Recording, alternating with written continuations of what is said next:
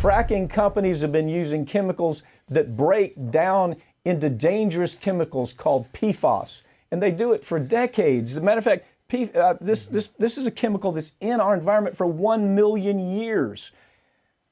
Obama's EPA said, okay, you can use it for fracking. Then Trump took over. Yeah, you can use it for fracking. Biden, who knows? Yeah. What's going to happen here? What's your take on this story? It's truly disgusting. You have back in 2011, again, Obama's in charge. You've got, the good guys in charge of the EPA, right? And their scientists tell them, listen, you can't approve these certain chemicals for fracking operations because over time, these chemicals will break down and form PFAS and PFOA, I believe it was. And they understood, the scientists said, these are what we call forever chemicals because they don't go away. They're biopersistent, bioaccumulative. They build up in the human body and they stay there and they cause cancers. Don't do this, EPA, their own scientists said. And the heads of the EPA said, okay, but we're going to do it anyway. Well, they actually changed the data to make it sound like it was okay. They changed their spin on the data. They knew it caused kidney cancer. They knew it caused testicular cancer. They knew it caused gastrointestinal issues that could shut down your gastrointestinal system. They knew it caused a whole host of injuries because a blue ribbon scientific panel was put together and they determined, yes, PFAS will do that. Now, PFAS is in your drinking water, and fracking, in part, put it there because as it moved through the system, being used for fracking, it moved right into the aquifer, and from the aquifer right into your drinking water. And, I know we've talked 100 times probably on this show about DuPont's role in PFAS with the Teflon and everything, but you have to bring it back to that, too, because it turns out you had a DuPont guy was one of the ones pushing the EPA to make this happen. It all comes back to DuPont, with the PFAS chemicals. And that is what is so disgusting about this. The EPA at that time, they knew about the Teflon issues. They knew PFAS. Yes. They knew who this guy was from DuPont pushing it on them. Let me tell you the newest part of the story. 3M made the product first. They even had more information than DuPont had about how this was killing laboratory animals by the hundreds, killing primates, killing monkeys. And when it started killing monkeys, we know this. The studies that you do on primate studies are the closest picture you can get to what the same product is going to do to human beings. It was causing cancer. It was causing failure of the liver system, failure of the renal system, shutting down their neurological system.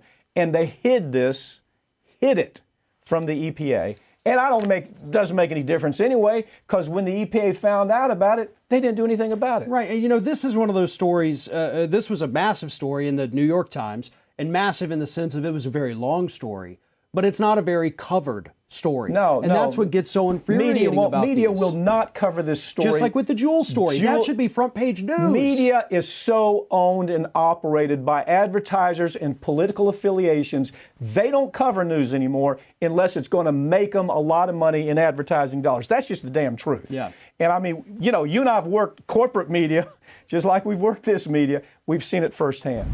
Johnson & Johnson may be trying to send their talc liabilities into bankruptcy to protect the company's profits. Here's a company that murdered. There's no other way to put it. Why do we look at manslaughter differently when a person drinks a fifth of Jack Daniels, drives 90 miles an hour through a school zone and kills a child? Why do we look at that person different than we're looking at Johnson & Johnson? The material they had that showed that the product they were making would cause cancer in women, slow, ugly death, that they had right in their file cabinets. And now, this is a company that's worth $500 billion, and they're looking for bankruptcy protection from some cat up in New York who's going to say, yeah, I'm a bankruptcy judge. I'm going to give you that protection. What's your take? Again, just another horrendous story here, because we know, and the lawsuits have already shown this. J&J is preparing, all these massive payouts. And they said, well, how can we reduce this? Well, we've pulled baby powder off the market, about a year or so ago, I guess it was. And we knew that there was asbestos in there. We knew that other talc fibers were also causing horrendous problems. So let's do what all these other corporations do, what we have seen so many companies get away with. Let's file for bankruptcy. We'll create, and this is tentative. They haven't decided anything. They're discussing it. You create a little bitty shell company. So you shift all the profits over to the big company. J&J keeps those. And you shift all the liabilities over here to little bitty subsidiary that has no money to pay out. No surprise. This is called the Texas two-step.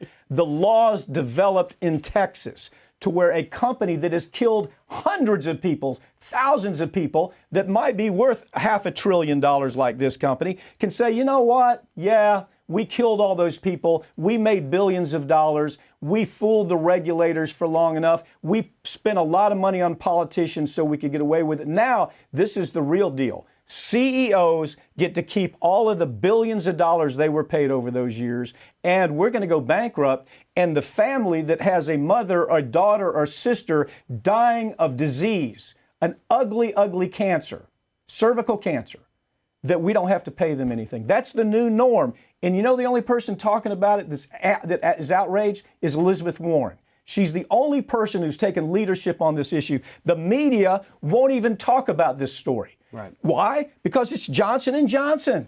Oh, because right. They get paid too much money from Johnson & Johnson. You think MSNBC is going to cover the story? You think CNN's going to cover the story? Hell no, they're not. Absolutely not. And if they do, it's only going to be in the terms of dollars and cents. What is this going to do to the J&J stock? What's it going to... No, they're not going to talk about the diseases. They're not going to talk about the deception and the lies and the documents. They'll only talk about, well, financially speaking, this might make good sense. They're ridiculous. They're bought off. And nobody goes to prison. They have killed thousands of people, and nobody goes to prison under our new American culture. Ugly story. It is. This could happen, though.